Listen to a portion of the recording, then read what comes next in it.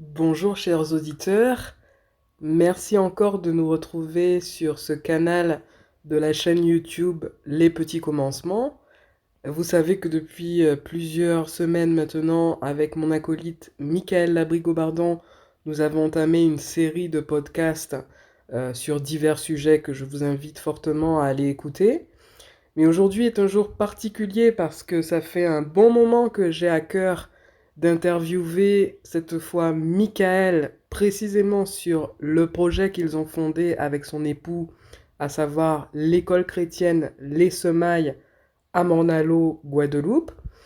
Et je pense, comme vous avez envie d'en savoir plus. Et moi aussi, j'ai envie d'en savoir plus, évidemment. Donc c'est pour ça que à travers un reportage qui sera bien plus étoffé dans les prochains mois, j'aurai l'occasion de vous présenter un peu plus en détail le projet. Mais aujourd'hui, et puisqu'en plus nous sommes en pleine saison d'inscription pour l'année scolaire prochaine, j'ai eu à cœur vraiment d'interviewer Michael plus simplement et plus concrètement sur trois questions qui pour moi sont fondamentales et qui à mon avis ont fait l'objet de vos réflexions.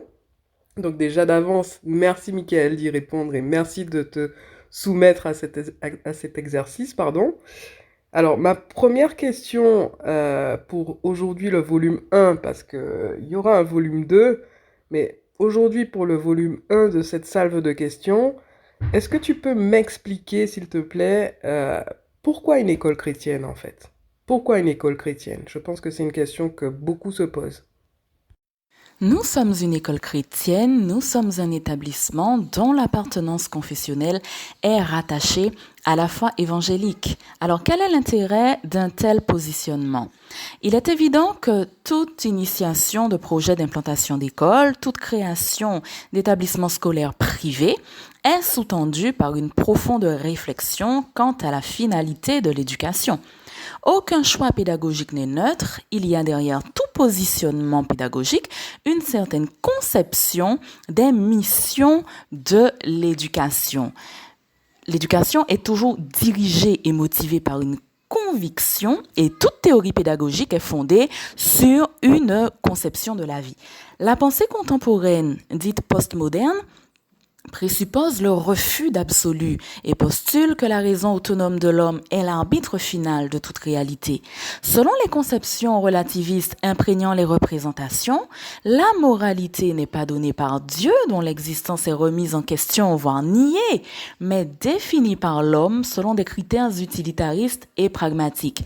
C'est une tendance à considérer l'homme avec un H majuscule comme point focal et ultime de référence au lieu de la révélation divine, en fait. L'homme devient la mesure de toute chose. Donc, toute théorie pédagogique étant fondée sur une conception de la vie, tout le processus pédagogique qui en découle résulte d'une vision du monde préalable. La pédagogie suit le flux et le reflux des courants dominants. Il n'y a pas de pédagogie neutre. L'idée que le domaine spirituel devrait être exclusivement relégué à la sphère privée, c'est un postulat, c'est le résultat du processus de sécularisation qui a favorisé la création de compartiments étanches. Mais qu'est-ce que l'éducation chrétienne? L'éducation chrétienne, c'est d'abord et avant tout une éducation holistique, incluant l'esprit, l'âme et le corps, et qui se construit hors de tout dualisme de la pensée. Et cette dimension holistique de l'éducation, eh bien, elle est également libératrice, puisqu'elle répond à la quête de sens caractéristique de toute personne humaine. Il est important de savoir que le mot éduquer a été créé à partir du édukit, de la parabole du bon berger de l'évangile de Jean. Il appelle les brebis, chacune par son nom, et les conduit, donc édukit, au dehors. Nous dit l'évangile de Jean au chapitre 10 et au verset 3. Donc, puisqu'éduquer signifie conduire hors de, l'éducation conduit toujours quelque part. En ce sens, une éducation véritablement chrétienne ne peut se désintéresser de l'école, lieu privilégié de transmission de culture et de valeurs. L'éducation chrétienne cherche à transmettre une juste représentation de la réalité qui ne soit pas déconnectée de la révélation ou s'opposant à celle-ci. Elle comprend la dimension de transmission de sagesse et pas uniquement la notion de transmission de savoir, puisqu'elle inclut les dimensions d'éthique, de responsabilité et des implications pratiques du savoir. Elle comprend donc tout ce qui touche au caractère. Et à titre personnel, j'aime beaucoup cette phrase d'un professeur de l'Académie de Saumur qui disait « Éduquer, c'est reconnaître l'héritier du ciel dans le fils de la poussière. » Merci Michael d'avoir répondu à cette première question. Question légitime puisque je pense que les gens se demandent souvent le lien entre école et confession. Donc tu as parfaitement fait le lien ici. En réalité, c'est une vision du monde ô combien importante. Donc je te remercie de cette réponse. Ma deuxième question va porter sur l'éducation, c'est-à-dire en quoi ton école est une éducation à la liberté. L'éducation chrétienne va souligner le fait que la liberté se trouve dans la connaissance de la vérité biblique et que toute indépendance vis-à-vis de celle-ci conduira à une autre dépendance. Alors vis-à-vis d'autres figures, d'autres idéologies, d'autres philosophies, etc. Cette connaissance, condition de la liberté, garantit contre tout asservissement. Il est une liberté à laquelle nous sommes fondamentalement attachés et que nous nous attacherons toujours à tenir en haute estime, il s'agit de la liberté de conscience. La haute valeur que l'éducation protestante attribue à la liberté et au respect du libre arbitre des personnes, hors de toute forme de sectarisme ou de repli communautaire, trouve sa confirmation dans la manière dont elle réprouve toute tentative d'imposer son expression et de forcer qui que ce soit. La réponse à l'appel de Dieu ne peut s'appuyer que sur une démarche individuelle et volontaire. L'enseignement des idées spirituelles, l'éveil à la foi chrétienne, est une semence dont le potentiel germinatoire ne peut éclore que dans la terre fertile d'une adhésion de cœur libre et volontairement consentie dans le respect de toute la diversité qui nous caractérise.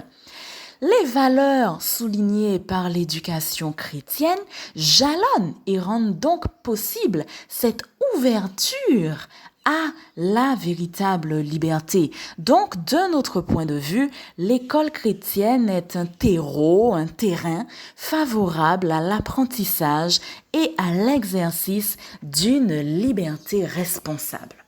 Et c'est ce qui la garde de tout enfermement idéologique. Merci beaucoup d'avoir apporté un éclairage sur ce point. Ma troisième question va porter sur les valeurs. Et nous savons combien les valeurs sont importantes à l'échelle individuelle, mais aussi à l'échelle sociétale. Donc, peux-tu, s'il te plaît, nous dire quelles sont, ou comment, du moins, définirais-tu les valeurs éducatives qui sont prônées au sein de votre école, s'il te plaît? L'éducation et l'instruction sont intrinsèquement liées, puisque nous comprenons l'enseignement comme transmission indissociable de savoirs et de valeurs. Il consiste de fait, de notre point de vue, déjà à incarner en sa personne les valeurs que l'on entend transmettre. Question de cohérence. Ce que l'on promeut, c'est un rapport au savoir véhiculé par le rapport au livre. Chacun peut accéder soi-même à l'enseignement grâce à sa propre capacité de penser. Éduquer un enfant, c'est l'aider à tirer de lui-même ce qui y est en germe. C'est l'aider à se grandir, à se hausser ou à se rehausser dans son corps, dans son âme et dans tout son être spirituel. Par éducation, nous entendons aussi la somme des processus par lesquels une société transmet d'une génération à l'autre son expérience et son héritage accumulé dans les domaines social, intellectuel et religieux. Les valeurs éducatives que nous œuvrons à promouvoir pourraient donc être les suivantes. Alors tout d'abord, je vais parler du rôle et de la place des parents. Nous les reconnaissons et nous les tenons pour premiers éducateurs de leurs enfants et donc libre à eux d'opter pour un choix éducatif. Ils demeurent libres de confier l'instruction de leurs enfants à des enseignants qui incarnent en leur personne une cohérence avec les valeurs que ces parents entendent véhiculer, transmettre. C'est l'union indissoluble de l'éducation et de l'instruction. Une deuxième valeur dont je pourrais parler, c'est l'approche éducative globale.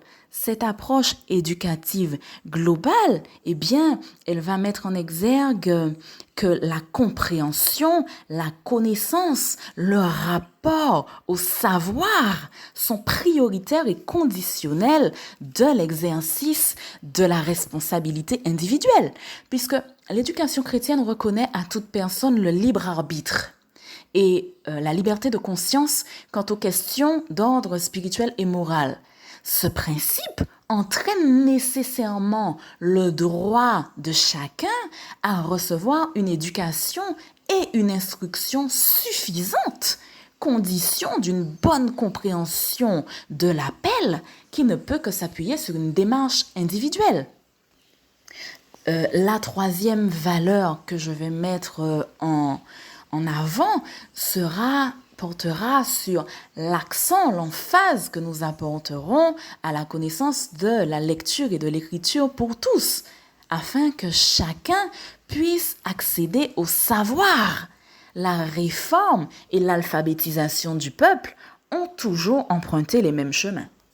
Une autre valeur est l'importance de la recherche de la vérité. La vérité est liée à la liberté. Les fortes croyances sont de forts remparts. Les serviteurs de la vérité sont des hommes libres et la véritable indépendance commence dans le cœur. Donc nous nous attachons à avoir des convictions pour avoir des caractères. Nous nous attachons à édifier des personnes de foi pour avoir de bons citoyens et à construire des déterminations saines et énergiques pour avoir des nations puissantes. Une autre valeur sera la transmission d'une vision positive de la vie et du travail. Et là, je citerai Jean Calvin qui disait « Envoyez-nous du bois, nous vous renverrons des flèches ». Et ça, c'est directement corrélé à la dernière valeur que j'entends aborder, qui est celle de la favorisation des attitudes de responsabilité et de respect.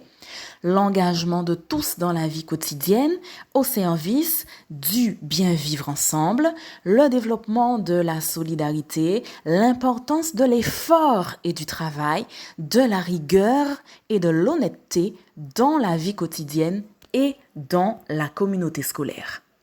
Alors j'espère avoir apporté des réponses étoffées et cohérentes à tes questions et aux questions que se posent plusieurs et pouvoir aborder dans le deuxième volume de ce podcast qui sera diffusé prochainement des questions d'ordre pratique quant à notre positionnement pédagogique.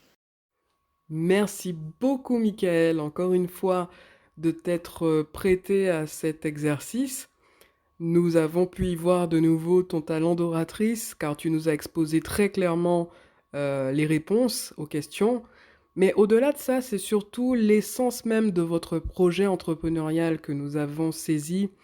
Nous avons pu vraiment constater l'engagement et l'implication des équipes envers les petits bouts de chou qui sont accueillis. Donc vraiment, ça rassure et je pense que plusieurs parents se posaient beaucoup de questions et tu y as vraiment répondu, donc merci infiniment.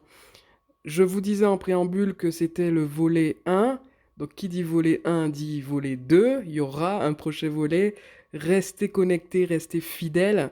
Je peux déjà vous livrer comme indice que la prochaine fois, nous développerons la pédagogie qui est mise en œuvre à travers cette école. Donc encore une fois, restez connectés, restez à l'écoute, ce sera pour très bientôt. En tout cas, Michael, je vous souhaite à toute l'équipe de recevoir des inscriptions de qualité Et moi, je vous souhaite aussi à tous de prendre bien soin de vous. À très bientôt!